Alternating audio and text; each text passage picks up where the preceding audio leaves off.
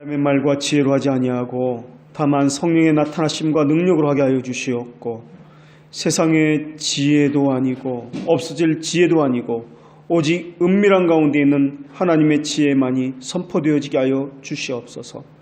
감추어진 하나님의 비밀을 언약에 따라 선포하게 하시되 그것을 듣는 이들의 마음 자리 가운데 들어가게 하여 주시옵고, 양심을 깨우게 하여 주시옵고, 심령을 깨워서 하나님을 영광을 위해서 서게 하여 주시옵고, 또한 성령의 가르치심을 받게 하여 주시옵소서.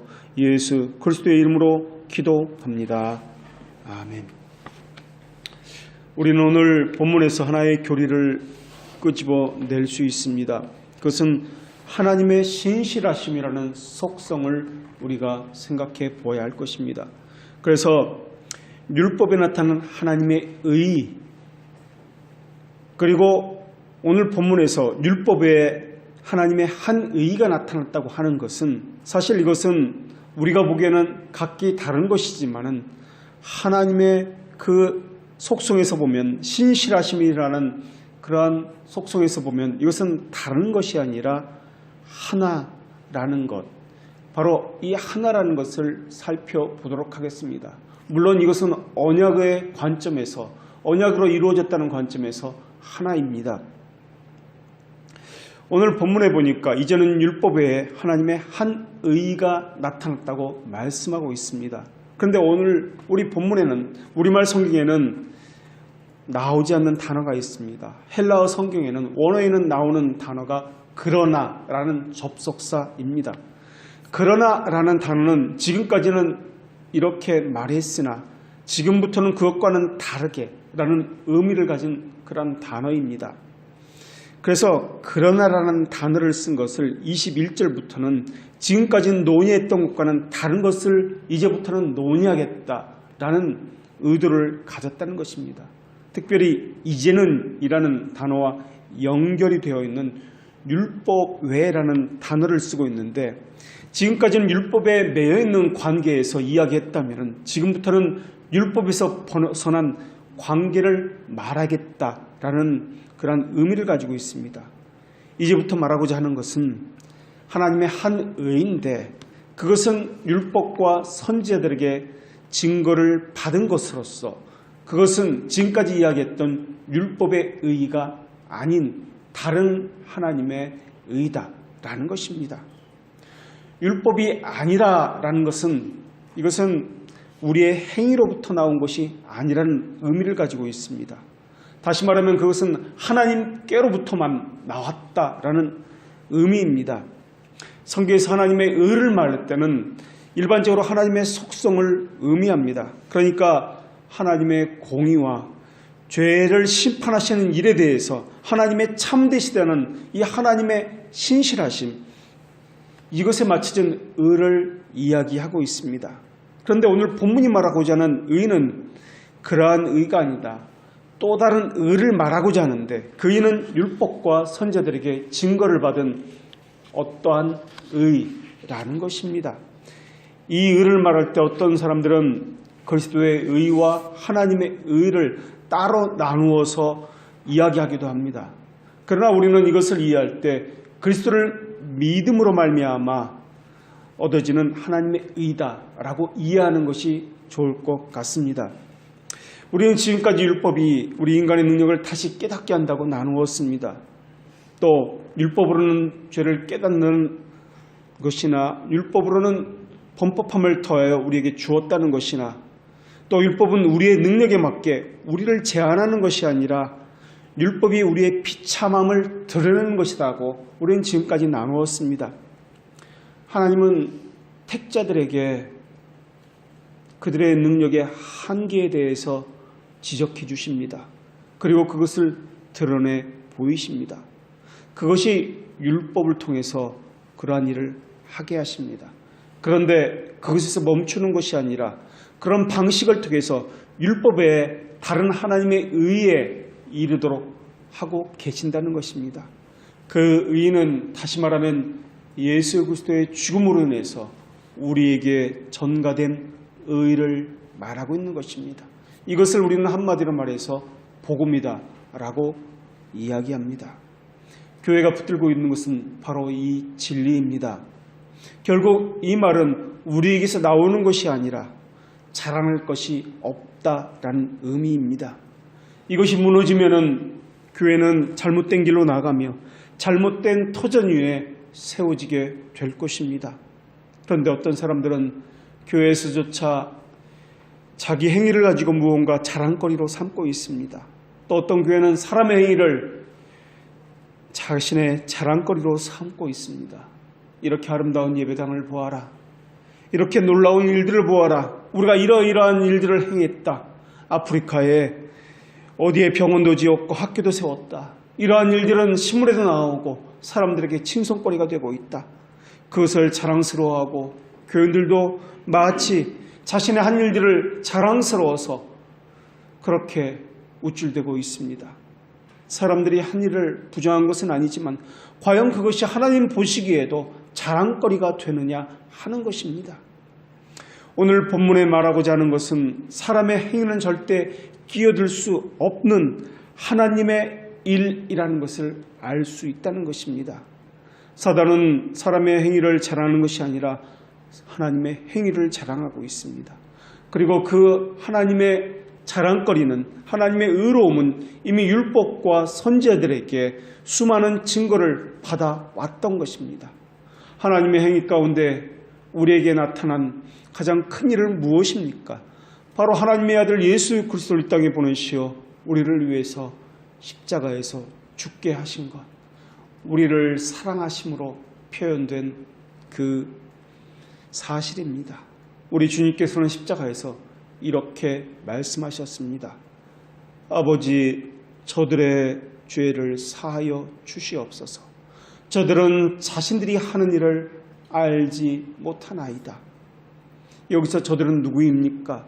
좁게는 당시 예수님을 십자가에 못 박고 핍박하였던 그러한 사람들을 말하고 있지만은 넓게는 하나님의 사랑과 구원 계획에서 무지하여 죄 가운데 살아가는 우리를 포함한 모든 인류를 말하고 있는 것입니다. 그 죄인은 바로 우리 자신을 이야기하고 있습니다. 하나님의 진노가 우리의 머리 위에 머물고 있고 또한 하나님의 심판이 우리 앞에 놓여져 있다는 것입니다. 우리 자신을 돌아보십시오. 우리는 얼마나 우리도 알지 못하는 많은 죄악들을 우리를 해가고 있는지 모릅니다. 성도들은 자신의 죄가 주님을 가장 괴롭게 한다는 것을 알고 있습니다. 내 양심 안에 도살해 있는 수많은 죄악들이 하나님을 슬프게 한다는 것도 알고 있습니다.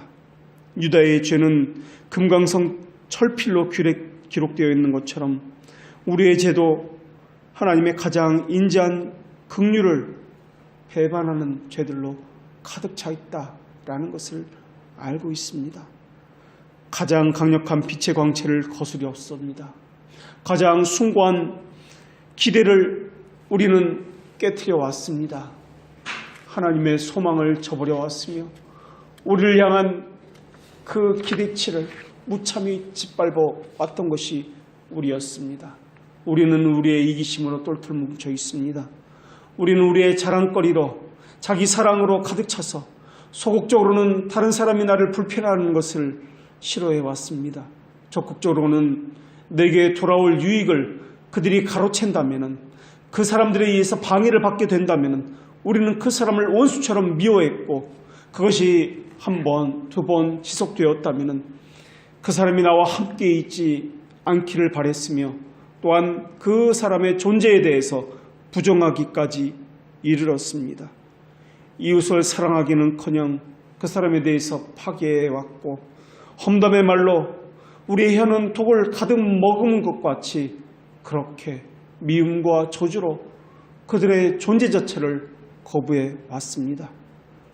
그들의 존재는 하나님께서 그 자리에 세우셨건만 우리는 그들과 함께하는 것을 불편함으로써 하나님의 존재를 거부해 왔던 것입니다. 거기다 우리는 하나님께 순종한다고 말을 했으면서도 우리 자신이 원하면 했고 우리 자신이 원하지 않으면 하지 않는 자기 사랑 가운데서 순종이라는 그러한 변명으로 핑계로 일관해 왔습니다.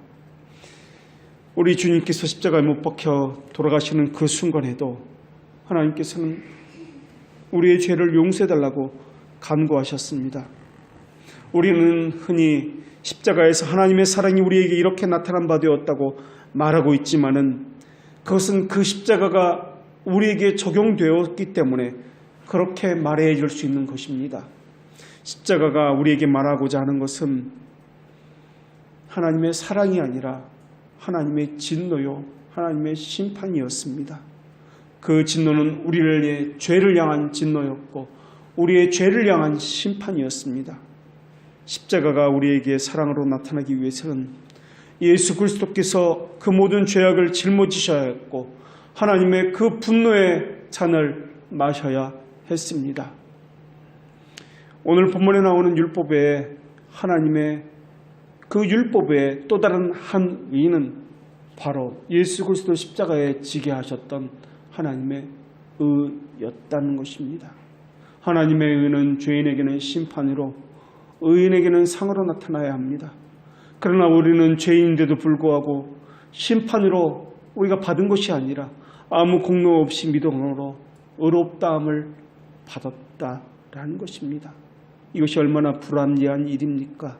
아무 죄도 없으신 예수 그리스도는 죽임을 당했고 심판을 받았고 정작 죽어야 할 우리는 생명을 얻었으니 말입니다. 살을 찢고 뼈를 깨뜨리는 무서운 고통을 받아야 하는 것은 우리인데도 불구하고 예수 그리스도께서 그것을 받아내시면서 그분의 관심은 찢어지는 자신의 육신이 아니라 자기를 십자가에 못 박았으나 종국에는 죽어갈 인간들이었습니다. 모든 것을 우리 대신 짊어지신 그분은 세상을 창조하신 하나님이셨습니다. 그런데도 십자가를 지셔야 했습니다.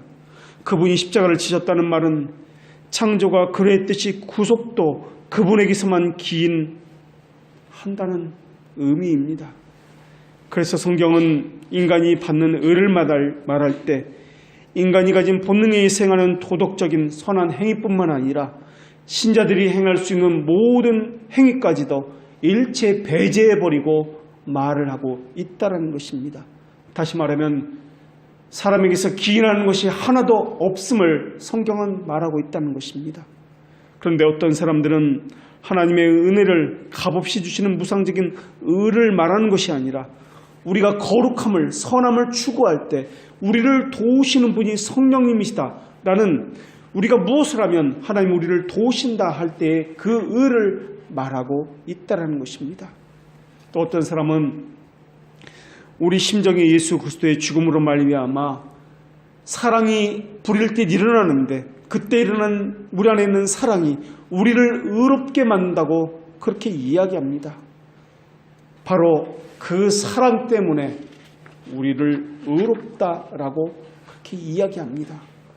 이러한 것은 우리에게서 나오는 의지, 전적인 하나님의 의가 아닙니다. 오늘 본문에서 말하는 율법 외라는 말은, 이 외라는 단어는 그것을 제외하고 그것을 빼고 라는 의미를 가진 단어를 사용합니다. 그러니까 율법을 빼고 말하자는 것입니다. 율법을 빼고 다른 것이 있으니까 그것을 가지고 말하자는 것입니다. 이 말은 다시 말하면 우리에게서 나오는 행위를 빼고 우리에게서 나오는 모든 것을 빼고 다른 것을 가지고 말하자라는 것입니다. 우리에게서 나오는 생각들, 우리에게서 나오는 행위들, 우리가 가진 마음들, 이런 것들을 말고 이것을 제외하고 처음부터 다른 것을 다시 말하자라는 것입니다. 결국 이 말은 우리에게서 나올 것이 없으니까 하나님의 자비하심만을 바라보고 다시 이야기하자라는 것입니다. 하나님의 자비하심을 얻을 수 있는 유일한 길이 있습니다. 그것은 우리의 비참함을 깨닫는 것입니다. 우리에게서는 어떠한 것도 기인하지 않는다는 것을 아는 것입니다. 오직 하나님의 자비하심만을 의존하는 것입니다. 그리고 하나님 안에서 은총의 원인을 찾는 것입니다. 그리고 하나님의 은총의 그 정점이 바로 이 땅에 오신 예수 그리스도라는 것입니다. 우리 주님은 능력을 감당할 이유가 전혀 없으셨습니다. 그런데도 하나님이신 그분은 자기 영광을 버리고 낮아지셨습니다. 잉태되심으로 낮아지셨고 이 땅에 나심으로 낮아지셨고 이 땅에서 사신 것으로 낮아지셨습니다. 또 그분이 고난 당함으로 낮아지셨고 죽음과 음부에 처해짐으로써 낮아지셨습니다. 초대교회 성도들은 이것을 늘 묵상했습니다. 이와 같이 낮아짐도 성도의 본분이며 우리를 향한 명령이기도 한 것입니다.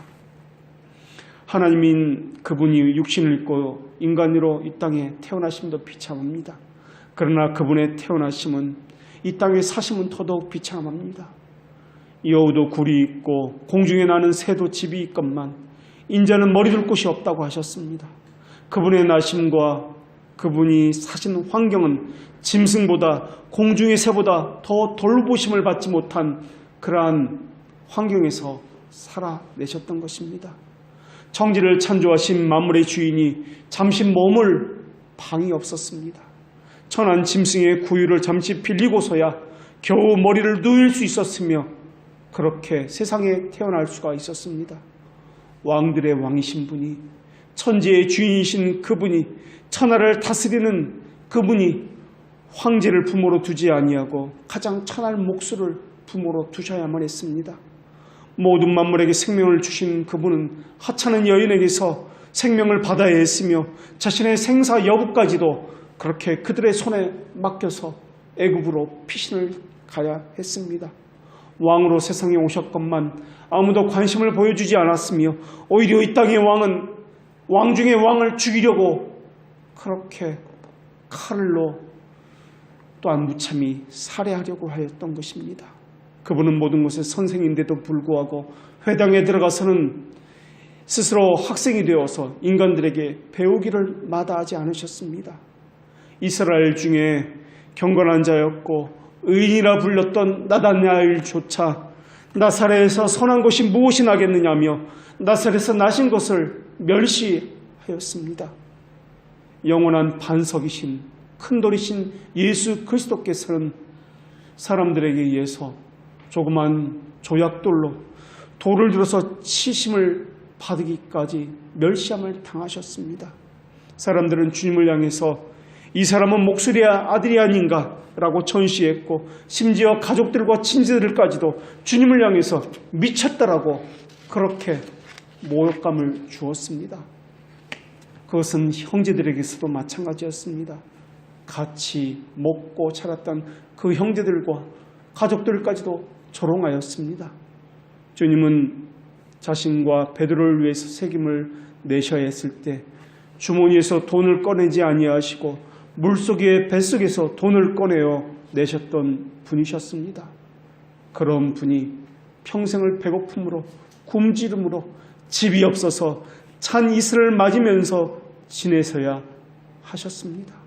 얼마나 배고팠든지 먹기를 탐하기에 좋아한다는 그러한 별명을 얻으셔야 했고 길가의 무화과 열매를 먹어야 할 정도로 그렇게 굶주렸고 또한 천지를 창조하신 그분이 이 땅에서 배고픔과 추위 가운데 싸워야 했던 것입니다. 5마리 물고기와 떡 2개로 5,000명을 먹이고도 남으신 그분이 제자들이 너무나 배가 고파 길가의 밀리삭을 잘라 먹는 것을 보셔야만 했습니다. 하늘과 땅의 모든 환대를 받아도 부족한 그분이 마땅히 받아야 할 환대는 받지 못하고 바리새인들에게 발 씻을 물도 주지 못하는 그러한 멸시를 받아야 했습니다.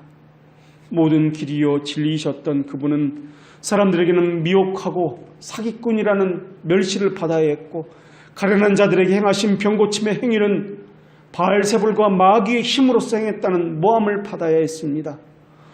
평화의 왕으로 오셨던 그분은 평화를 깨치고 밀란을 꾸몄던 자들보다 더 못하다는 평가를 받아야 했던 것입니다. 거기다가 율법을 집행하는 공회는 율법을 사수하고 율법을 보호하는 것이 아니라 율법을 어겨서 밤에 열어서는 안 되는데도 불구하고 사람들은 몰래 밤에 공회를 열었으며 율법의 완성자이신 예수님은 율법을 지키고 수호해야 하는 그 공회에서 불법으로 재판을 받으셔야만 했습니다. 안식일을 범하면 안 되는 그들은 안식일을 범하고 밤에 만나서 몰래 의논하면서 율법을 어겼고, 공의를 행해야 할 재판관들은 오히려 공의를 범하면서 불의의 재판을 행해야 했습니다. 아멘이시여 충성이셨던 그분은, 참된 증인이셨던 그분은 거짓된 증인들과 거짓 증거로 재판을 받으셔야만 했습니다. 또한 하나님이신 그분은 신성모독이라는 죄목을 가지고 재판을 받으셨고, 모든 것에 형벌을 내리셔야 하는 그분은 침뱉음을 당하고 매맞음과 모욕을 당하는 그러한 수치를 견뎌내셔야 했던 것입니다. 단 한 번의 재판으로 최종 선고를 결정할 수가 없습니다. 그런데도 불구하고 단 한 번의 재판으로 최종 선고를 받으셔야 했던 분이 바로 그분이셨고, 재판 당일의 사형 선고가 바로 내려지는 불의함을 당한 분이 우리 주님이셨습니다. 그런 불의함을 당하시는 그분께서는 아무 말씀도 하지 아니하시고 아무런 변명도 하지 아니하셨습니다. 그들의 잘못에 대해서 따지지도 않으셨던 분이십니다. 사형 선고가 내려진다 한다 할지라도 당일날 사형 선고를 받아서는 안 되는 것이 법이었습니다. 그러나 우리 주님께서는 재판 당일날 사형 선고를 받으셨고, 사형 선고를 받은 그날 사형 집행을 받으셔야 했던 것입니다. 모든 것을 재판하셔야 할 그분은 모든 재판을 받으셔야 했던 것입니다. 죄 없음을 증명받아야 하는 그 자리가 오히려 사형 판결을 받아야 하는 자리가 되었고, 죽어도 절대로 배반하지 않으려 했던 베드로마저 3번이나 주님을 배반하는 그 자리가 되었던 것입니다. 그리고 사랑하는 제자들에게서 모든 저주와 욕을 다 받으셔야 했던 그 자리가 되었던 것입니다. 여기에 영성의 말씀이 있음에 우리가 어디로 가리까라는 그 제자들은 평생에 주님을 따라가야 다니겠다고 했던 그 다짐들은 다 어디로 갔는지 보이지도 않습니다. 아무도 주님과 함께하진 않았습니다. 결국 재판자들과 모든 사람들은 그의 피를 우리와 우리 자손에게 향하라고 소리를 지르게 되었습니다. 우리 주님을 향해서 죽이라고, 십자가에 못 박으라고 소동을 피우게 되었습니다. 죄가 없으신 주님을 십자가에 죽여서 그 핏값을 자기에게 돌리라고 그렇게 소리를 질러댔습니다. 그런데 우리 주님은 그들을 향해서 그들의 죄를 용서하여 주시옵소서, 그 핏값을 그들에게 돌아가지 않도록 그렇게 기도하신 분이 우리 주님이셨다는 것입니다.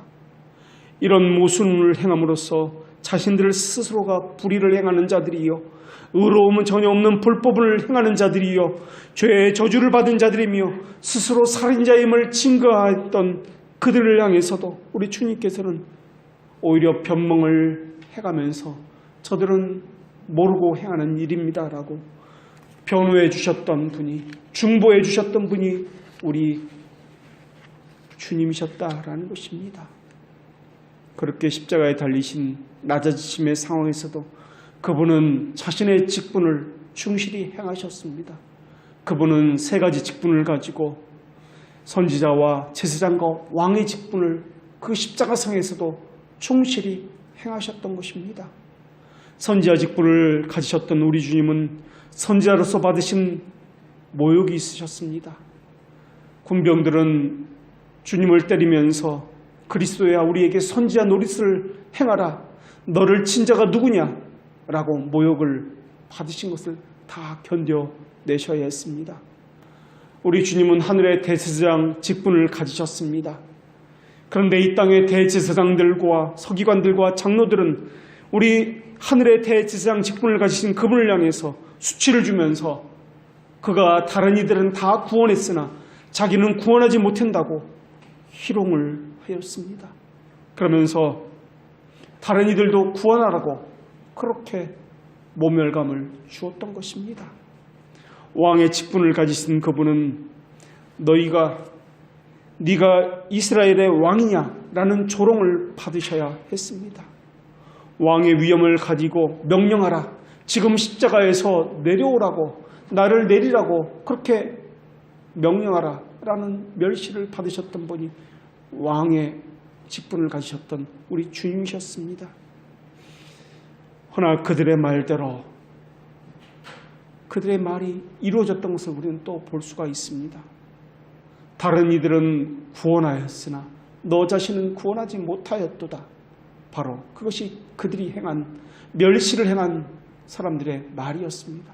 그들의 말처럼 우리 주님은 다른 사람들은 구원하였으나 자기를 구원하진 않으셨습니다. 오히려 스스로 나무에 달려 저주를 받으셨고 그것으로 우리를 살리신 분이 우리 주님이셨습니다. 자신을 위해서는 이 땅에서는 머리 둘 것도 없고 거처가 없으셨던 분이셨습니다. 그러나 우리를 위해서는 영원한 거처를 마련하기 위해서 하늘에 오르셨고 자기 목숨을 내어주셨던 분이 바로 우리 주님이셨습니다. 이외에도 주님은 자기를 낮추셨던 이 자기 비하의 기록들이 성경을 가득 채우고 있다는 것을 우리가 볼 수가 있습니다. 그것을 증언하는 이가 셋이 있습니다. 성령과 물과 피입니다. 이 셋은 합하여 하나라고 불리고 있습니다. 또한 하나님은 우리에게 그분의 낮아지심을 본받으라고 그렇게 말씀하고 있습니다. 이것은 곧 그리스도의 마음입니다. 그분은 근본 하나님의 본체시나 하나님과 동등됨을 취하지 아니하시고 자기를 비워서 종의 형체를 가지신 분이십니다. 하나님이신 그분은 사람의 모양으로 오셨고 자기를 낮추셨고 죽기까지 복종하셔서 십자가에 죽기까지 하신 분이셨습니다. 우리 주님은 이것을 우리에게 명하셨고 이것을 본받으라고 그렇게 말씀하셨습니다. 그리고 자기를 낮추는 자마다 이는 혈통으로나 육적으로나 사람의 뜻으로 나지 아니하고 오직 하나님께로부터 난 자들이라고 말씀해 주셨습니다. 자기를 낮추는 자는 하나님께로부터 난 자들입니다. 우리 주님의 모든 목표는 하나님을 멀리 떠나 죄 가운데 있는 우리를, 교만한 우리를, 자기 사랑으로 가득 차 있는 우리를 구원하는 것이었습니다. 그리고 자기를 낮추는 삶을 살도록 그렇게 거룩의 삶으로 살아가도록 하시는 것이었습니다. 그것의 모든 목표를 맞추시고 능욕을 참고 견뎌내셨던 것입니다. 율법의 하나님의 한 의는 바로 예수 그리스도의 낮아짐으로부터 시작된 의였습니다. 율법은 재판장조차 제사장조차 지킬 수 없었던 법이었습니다. 이 땅에 그것을 온전히 지킬 수 있는 사람은 단 하나도 없습니다.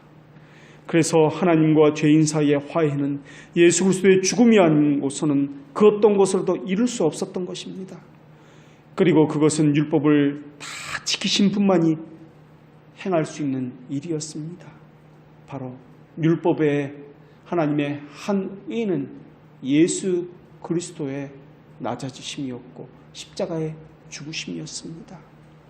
생각해 보십시오. 우리가 어디로 가야 우리와 같은 죄인들을 위해서 완성하신 구원을 발견할 수 있단 말입니까? 우리가 어디서 찾아야 하나님과 죄인을 화목케 하신 자비를 얻을 수 있단 말입니까? 하나님의 의를 선언해 놓은 구절은 우리가 어디서 찾을 수 있단 말입니까? 사실 이러한 모든 것들은 믿지 않는 이들에게는 미련하게 보일 뿐입니다. 어떻게 하나님이신 분이 하루살이와 같은 인간을 위해서 자기 생명을 내어놓을 수 있단 말입니까? 거기다가 그 인간은, 그 사람들은 경건한 사람들이 아닙니다. 의로운 사람들이 아닙니다. 너무나 흉악한 죄인이요, 심지어 예수 그리스도를 십자가에 못 박아 죽인 살인자들입니다. 어떻게 그러한 살인자들을 위해서 자기를 내어주고 그들을 위해서 변호하고 또한 중보할 수 있단 말입니까? 어떻게 그들을 위로할 수 있단 말입니까? 그래서 신앙이라는 것은 이해시켜서 믿어지는 것이 아닙니다. 저절로 믿어지는 것입니다. 믿게 하는 것은 신앙이 아닙니다. 이해시킬 수 있는 것도 아닙니다. 믿고 안 믿고는 우리의 영역이 아니라는 것입니다. 단지 이것이 복음이다. 우리는 선포할 뿐입니다. 주님께서는 십자가에서 우리가 지은 막대한 죄의 빚을 다 갚아주셨습니다. 우리 주님께서는 나와 우리가 지은 모든 죄를 대신해서 율법 아래에서 고통을 받으셨습니다. 그리고 그 율법의 요구를 모두 충족해 내셨습니다. 우리는 구원받기에 너무나 사악한 죄를 지었는데도 불구하고 말입니다. 우리는 용서를 받기에는 너무나 큰 죄를 지었는데도 말입니다. 우리가 어디로 가서 죄들의 용서를 받아야 한단 말입니까? 그렇다면 우리는 어디로 가서 마음의 평안과 만족을 얻을 수 있단 말입니까?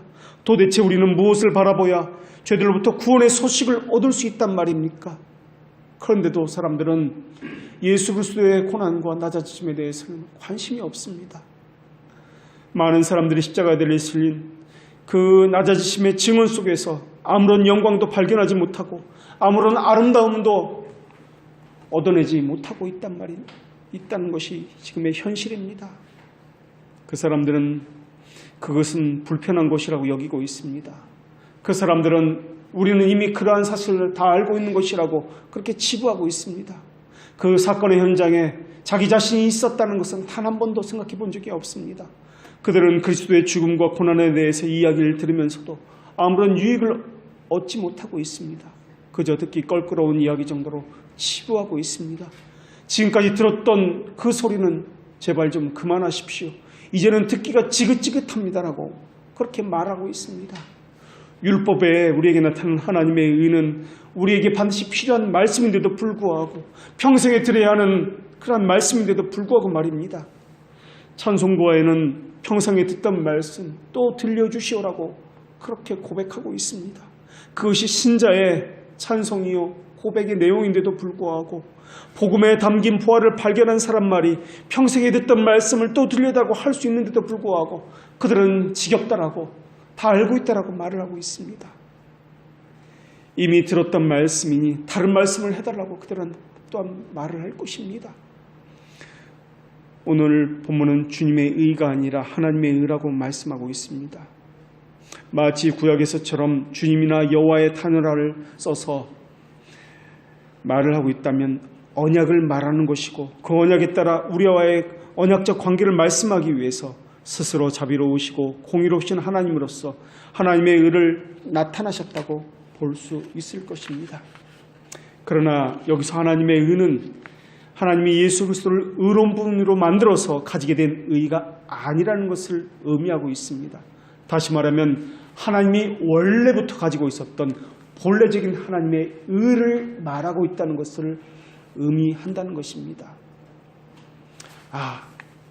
사람은 율법으로는 안 되는 것이구나 해서 갑자기 만드는 또 다른 의의가 아니라는 것입니다.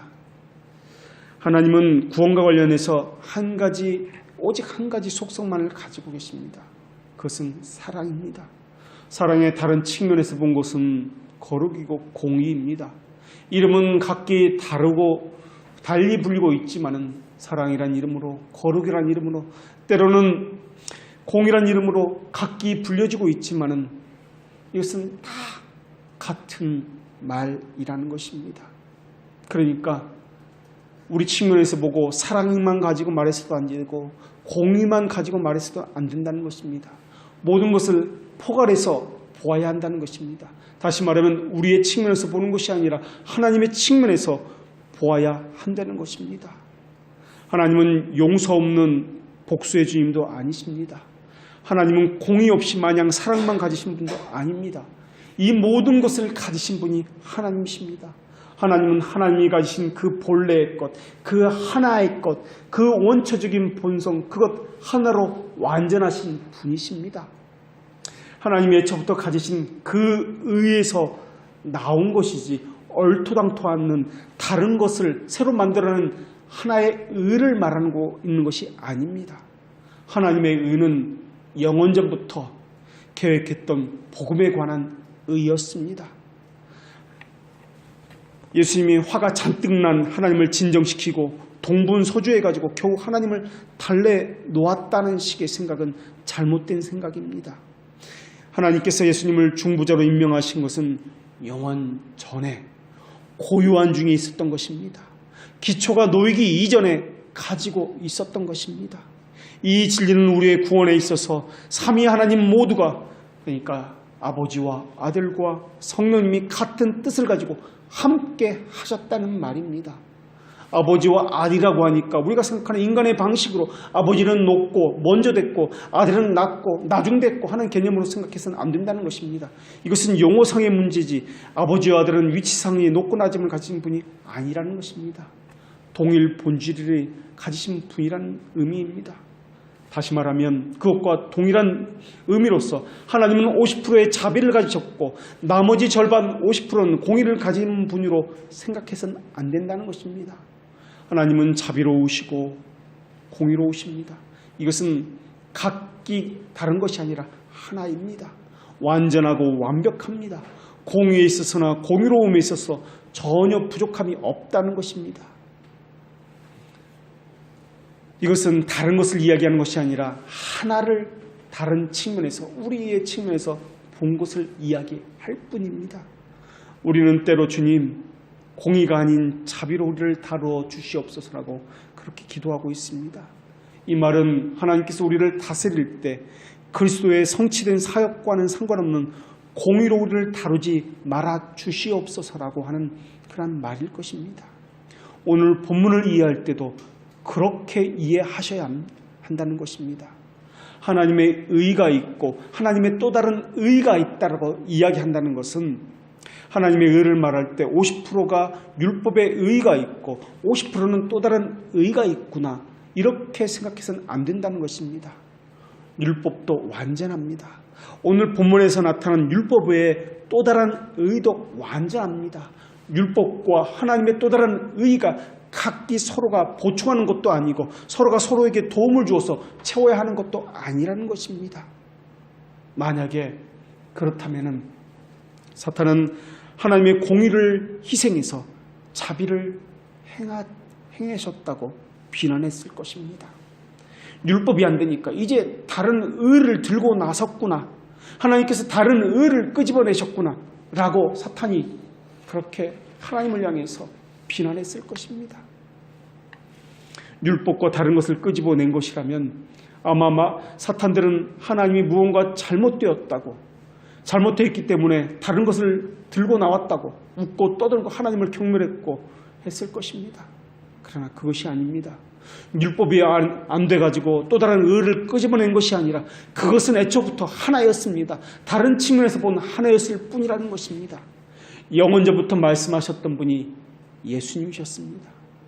바로 율법이 하나님의 말씀이라는 것입니다. 태초에 말씀이 계시니라. 이 말씀이 하나님과 함께 계셨으니 이 말씀은 곧 하나님이시라. 그가 태초에 하나님과 함께 계셨습니다. 태초라는 것은 우리의 지혜와 생각으로 헤아리지 말라라는 의미입니다. 태초라는 것은 시간의 개념으로 생각하지 말라는 것입니다. 그분이 바로 빛이신 독생하신 하나님이신 예수 그리스도이십니다. 하나님의 의를 그렇게 생각해야지 별개의 것으로 생각해서는 안 된다는 것입니다. 물론 구원의 서정상 우리는 구분하고는 있긴 하지만 그것은 우리의 필요상 사람의 논리 안에서 지어진 가정일 뿐입니다. 하나님에게는 내일이나 오늘이나 어제라는 개념이 없습니다. 시간에 갇히는 분이 아니기 때문에 그렇습니다. 다시 말하면 지금까지는 율법이 나타났고 이제부터는 하나님의 한 의가 나타나서 하나님의 역사를 담당하겠다는 것은 우리의 시각에서 본 것이지 하나님의 시간 안에서는 하나의 개념에 불과한 것, 하나를 가지고 달리 말씀하셨다라는 것입니다. 다음 주부터 율법과 선지자들에게 증거를 받은 것이라는 것에서 말씀드리겠습니다만은 구약에서부터 말하고자 했던 것 따로가 있고 신약에서 말하고자 하는 것 따로가 있다는 것이 아니라 결국에는 하나님께서는 하나를 말씀하고자 했다라는 것입니다. 그 하나는 구약에서도 예수 그리스도를 통해서 구원받는다는 것이고 신약에서도 마찬가지다라는 것입니다. 하나님 편에서 보면 결국 하나를 말씀하기 위한 것이었지, 그때는 이것을 말씀하시고 지금에는 율법이 안 되니까 율법 외에 다른 한 의를 가지고 이렇게 하겠다라는 것을 말씀하기 위해서 하신 것이 아니다라는 것입니다. 하나님의 공의는 완전합니다. 하나님은 의로우십니다. 하나님의 의로우심이 뜻하는 바는 하나님께서 행하신 모든 행사가 옳고 완벽하고 또한 완전하다는 것을 의미하는 것입니다. 하나님의 말씀을 한 자도 빠짐없이 성취하시는 분이 하나님이십니다. 그 하나님을 향해서 우리는 신실하다고 그렇게 말씀하고 있습니다. 도중에 바뀌시는 분이 아닙니다. 변하시는 분이 아닙니다. 신실하다는 뜻은 변하지 않고 한결같다는 뜻입니다. 그것은 말씀에서도 그러합니다. 하나님께서 처음부터 아담에게 하신 말씀이 무엇인지 생각해 보십시오. 내가 거기서 나는 것을 먹는 날에는 반드시 죽으리라, 그렇게 말씀하셨습니다. 하나님께서는 그 말씀도 땅에 떨어지지 않도록 하신 분이셨습니다. 어쩌면 그 말씀이 이루어지지 않았다면, 또 그것이 예수 그리스도를 통해서 이루어지지 않았다면 사탄은 봐라, 그 말씀은 틀리지 않았느냐, 반드시 죽는다는 말씀은 그냥 해본 소리에 불과할 것이다 라고 비웃었을지도 모르겠습니다. 인간은 반드시 죽어야 했으며 완전한 인간이신 예수님도 죽으셔야만 했습니다. 그리고 하나님의 의로우심은 영광을 받으셔야만 했습니다. 하나님은 예수 그리스도를 통해서 동일한 본성에 대해서 죄값을 치르게 하셨으며 죄의 형벌을 담당하게 하셨습니다. 이스라엘은 완벽한 것이 아니면 하나님께 드릴 수가 없다는 것을 알고 있었습니다. 드린다고 해도 하나님께는 받아들여질 수가 없다는 것도 알고 있었을 것입니다. 희생제물은 흠이 없어야 했고 받아들여야 했습니다. 죄인 자신은 자신을 위해서도 또한 다른 사람을 위해서도 결코 아무것도 할 수가 없습니다. 제물은 거룩하고 완전해야만 했습니다. 예수님은 아담의 자리를 대신했고 내가 죄를 지으면 반드시 죽이라는 그 말씀은 예수 그리스도를 통해서 1.1획도 없이 의의 형벌로서 이루어졌다라는 것입니다. 이 형벌을 통해서 하나님의 말씀은 1.1획도 틀림이 없다는 것을, 그 의로움이 다시 확인되어졌던 것입니다. 그것은 아담이 죄를 짓기 이전부터 행하셨던 말씀이셨습니다. 이사야 선지자는 여호와께서는 우리 모두의 죄를 그에게 넘기셨다고 그렇게 고백했습니다. 예수님은 죄가 없으시나 죄가 많은 자로, 그리고 고소받아 유죄를 선고받은 죄인으로서, 정죄를 받아서 십자가에 마땅히 질 자로서 역사의 증언대 앞에 설 수밖에 없었던 것입니다. 빌라도 처에서 고난을 받았다는 이 사도신경의 고백은 바로 역사의 증언을 말하는 것입니다. 그 역사의 증언으로 하나님의 은은 다시 한번 하나님의 역사 앞에서 증명되었다라는 것입니다. 우리 주님은 개인으로서가 아니라 모든 인류를 대표해서 우리를 대신해서 그 자리에 서신 것입니다. 지옥에 고통스럽고 우리 주님이 음부에까지 처해졌다는 말씀은 예수 그리스도께서 받지 않는 죄의 싹이 없다는 말이기도 합니다. 우리말 사도신경에는 나오지 않나 사도신경의 원문에는 예수님이 지옥에까지 직접 내려가셨다는 말씀이 나옵니다. 이 말씀은, 이러한 고백은 하나님의 진노의 모든 형벌을 홀로 다 받아내셨다는 의미입니다. 또 이것은 조금만 받고 이제 너 성의를 봤으니까 이제는 되었다는 말이 아닙니다. 예수님이 받아내신 죄의 값은 완전했고 완벽했고 모든 것을 담아내기에 충분했다는, 조금도 부족함이 없다는 의미입니다. 예수님이 받으신 죄의 값이 불충분했다면 하나님의 의도 완전한 것이 될 수가 없었을 것입니다. 그리스도의 속죄는 완전하고 영원합니다. 그렇기 때문에 사도신경에서 지옥에까지 내려가셨다는 이 말은 지옥에까지 구원의 혜택이 널리 제공되었다는 말이 아니라 예수 그리스도의 속죄의 완전함을 말하는 것입니다. 자기의 영으로 무시무시한 고통을 받으심으로써 큰 대가를 지불하셨다는 그 의미를 이야기하는 것입니다. 그만큼 예수님의 속죄는 완전한 속죄였다는 것을 의미하는 그러한 의미로서 쓰여진 고백인 것입니다. 무시무시한 죽음의 공포까지도 다 담당하신 속죄를 통해서 우리는 율법의 하나님의 한 의를 마주하게 된 것입니다. 그러니까 지옥에 내려갔다는 이 게헨나라는 단어를 사용하고 있는데, 이 사도신경의 고백은 장소의 개념으로 보지 말고 상태의 개념으로 보아야 한다는 것입니다. 그 고통의 상태, 하나님과의 단절의 상태를 말하는 것입니다. 그 모든 죄를 짊어졌던 그 고통을 다 받으셨고 형벌을 받으셨다는 그 상태를 의미한다라는 것입니다. 십자가는 그 고통을 받아는 그 결과로 세워진 것입니다. 이것보다 더 큰 자비와 사랑은 우리에게 부어지지 않았습니다. 이 죄 많은 인간들을 너무나 사랑하셔서 그 독생자를 우리에게 보내셔서 우리의 손에 의해서 죽게 하셨던 분이 하나님이십니다. 이것은 우연히 일어난 일이 아닙니다. 이것이 실패했기 때문에 또 다른 율법 외에 다른 하나님의 의로서 행한 것이 아닙니다. 영원전부터 사전에 이미 충분히 논의되었고 계획되어진 일들이 때가 되매 나타났던 것입니다. 하나님의 그 삼위일체 하나님의 계획 아래 그 자리에 그때 세워지고 나타나게 된 것입니다. 예수님께서 느끼셨던 모든 고통, 그분이 흘리신 보배로운 피 한 방울 한 방울까지도 이미 오래전에 계획되었고 그때 나타난 것입니다. 하나님, 그분은 예수 그리스도로서 이 땅에서 죽음을 당하셨습니다. 율법의 한 법은 무한하신 하나님의 지혜로 이미 작정되었고 십자가를 통해서 죄인들을 구속하는 법이었습니다. 율법에 나타난 하나님의 의 앞에 우리는 누구입니까? 우리는 그것에 무엇에 대답할 수 있단 말입니까? 예수 그리스도의 십자가를 통하지 않고는 하나님과 화해할 방법이 없습니다. 우리가 예수 그리스도를 위해서 준비할 수 있는 일도 아무것도 없을 것입니다. 우리는 우리 스스로 우리 죄에 대해서 슬퍼할 수 있는 능력조차 없습니다.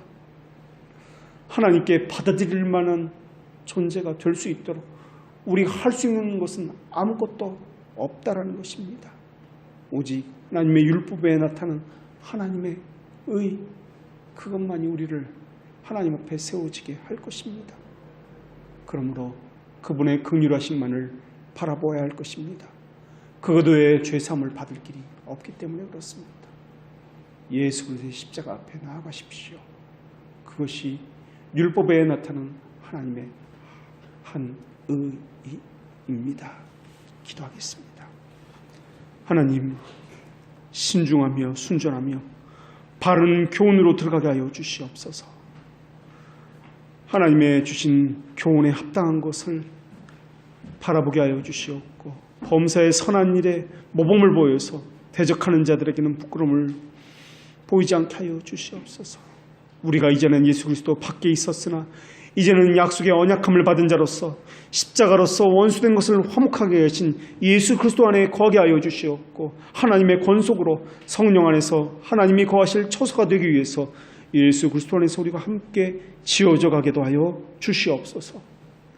은혜에 의해서 받은 이것을 늘 간직하고 또한 감사로 간직하되 은혜의 풍성함을 늘 기억하게 하여 주시옵고 우리 안에서 기인하고 자랑할 것이 하나도 없음을 알게 하여 주시옵고 오직 하나님의 자비하심만을 붙드는 저희들 되게 하여 주시옵고 그 십자가의 감격이 우리 안에서 늘 보존되어지고 늘 기억나게 하여 주시옵고 그것에 의해서 우리의 삶이 또한 우리 교회가 앞으로도 든든히 세워져 가게도 하여 주시옵소서. 예수 그리스도의 이름으로 기도합니다. 아멘.